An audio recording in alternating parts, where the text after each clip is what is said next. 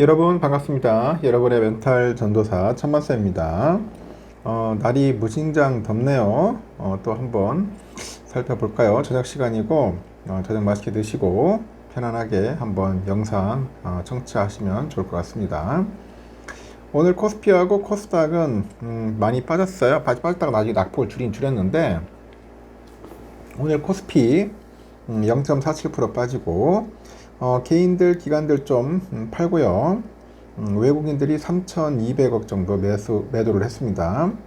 외인들이 좀 매도를 했고, 삼성, 삼바, LG 엔솔, 현대차, KB금융, 우선주, 기아 이렇게 좀 올랐습니다.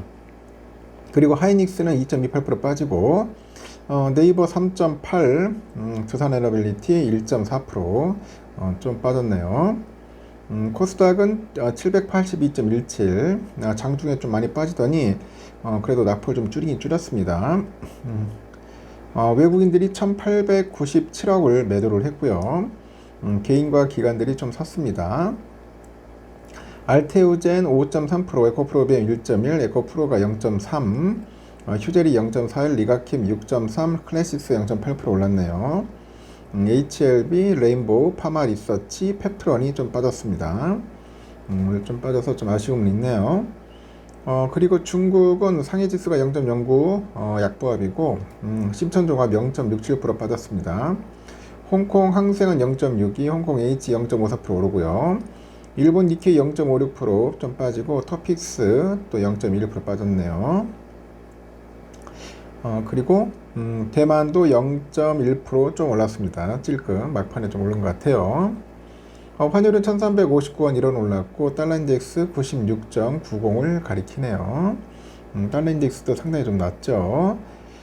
비트코인은 1억 4,720만원, 이더리움 334만 8천원, XRP 2,992원 정도 하고 있습니다.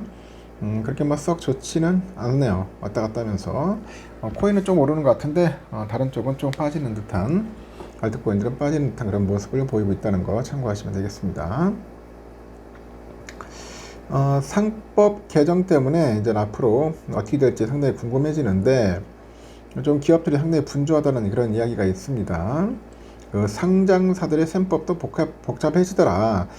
일부 기업은 이재명 대통령이 후보 시절부터 언급한 자사주 소각 의무와 부담을 회피하기 위해서 교환사채를 발행한다거나 자진 상장 폐지를 택하는 등 대응이 나서는 것 같아요.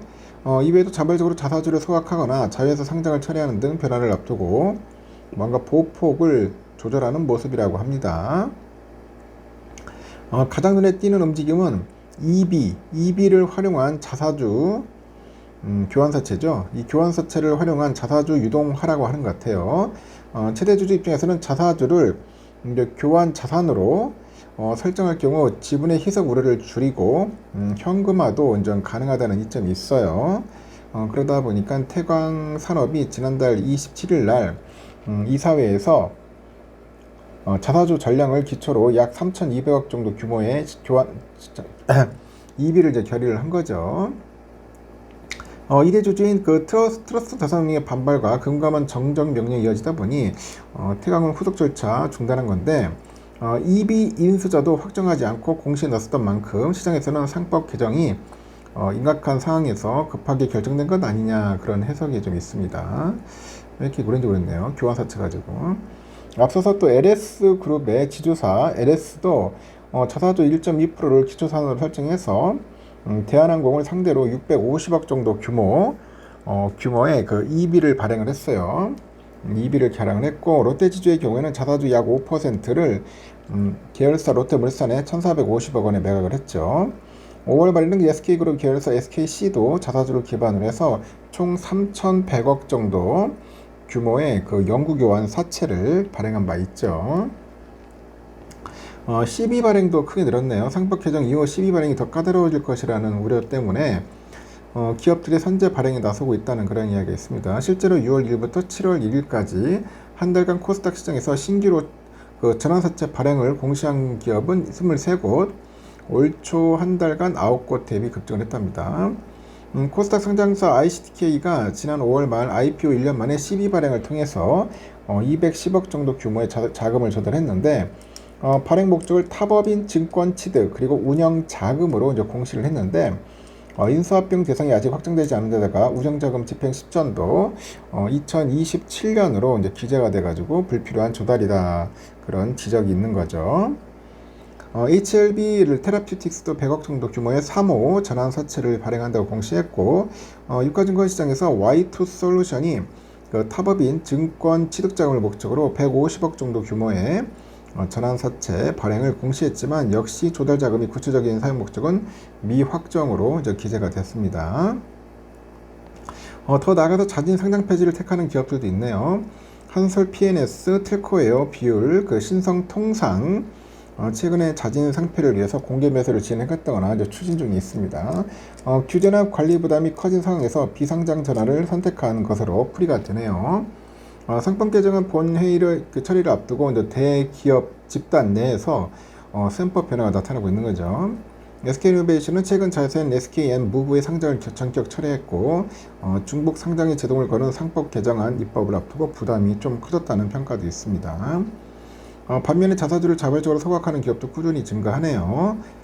올해 상반기 전체 상장기업 자사주 소각 규모가 15조 5천억인데 지난해 연간 소각 규모가 13조 9천억으로 늘었죠.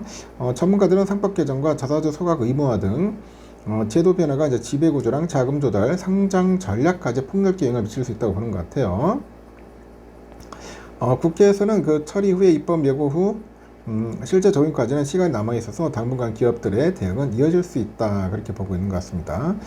이번 개정은 지배주주랑 소액주주 간의 그 이해상충을 줄이는 방향으로 자본시장 측면에서는 글로벌 스탠드에 더 가까워지는 계기가 될 거라고 언급들을 하고 있는 것 같습니다.